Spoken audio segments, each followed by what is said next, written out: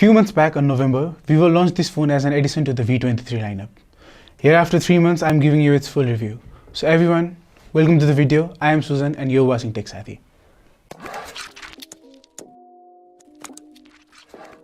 Starting with the box itself, the box is on the flashy side. It consists of a SIM ejector tool, the phone itself, some papers about the phone, a 44-watt fast charger, and surprisingly a 3.5mm earphone.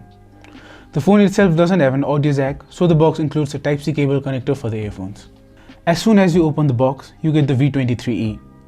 To describe its design, I would say it's the best part of this phone. This phone weighing just 172 grams, looking like a HotShot with clean looking sharp edges, giving the phone a boxy feel. This fingerprint magnet back adds up to the premium looking design. On the back, you can see the triple AI camera, which is placed perfectly, not creating a bump or looking awkward, and on the bottom left, you get the Vivo branding.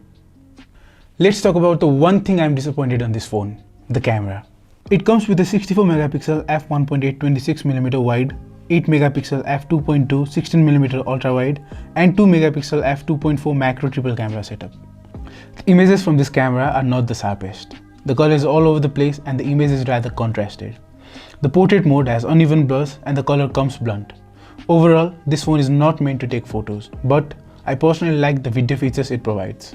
The stabilization feature is really impressive and it could have been better if the camera supported 4K shooting.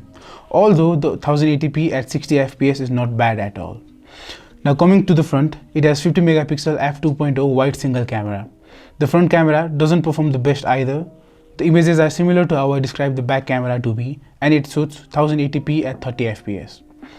The camera does have some different features like double exposure shooting and dual view mode. The dual view is really handy feature for content creators. You can also shoot live photos on the V23e. Now, the display. The phone has 6.44 inches 1080 x 2400 pixels AMOLED display and has 83.8% screen to body ratio. The colors are bright and supports up to 1440 at 60 fps. The brightness is decent enough to handle all light conditions, and there is a selfie camera right on the middle of the screen.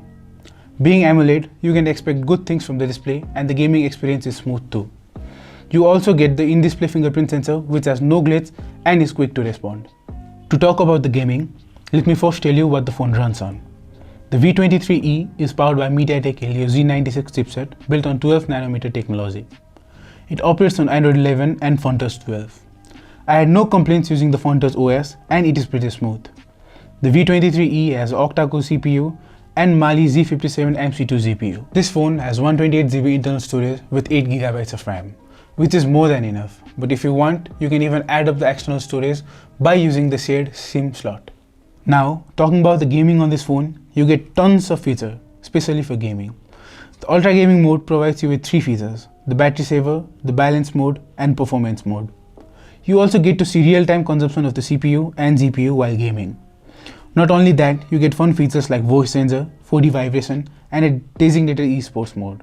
With 4050 mAh battery and the high power RAM, the gaming is really smooth. The only issue I found there was not so loud sound from the speakers, so if you game without headset, consider that an issue. As I mentioned the 4050 mAh battery, you can know that it's a pretty powerful battery packed in a slim setting. The company provides you with 44-watt fast charging with a USB Type-C cable. You get sensors like accelerometer, gyro, proximity and compass. And you get color options like Aurora and Black. This phone will cost you about 50,000 Nepalese rupees right now. So if you're thinking of buying this, please do consider the goods and the bads I've mentioned in the video. Thank you for watching the video. If you liked what you saw, do consider sharing this video. Share your thoughts on the comment section below, like the video and do subscribe our channel for further updates.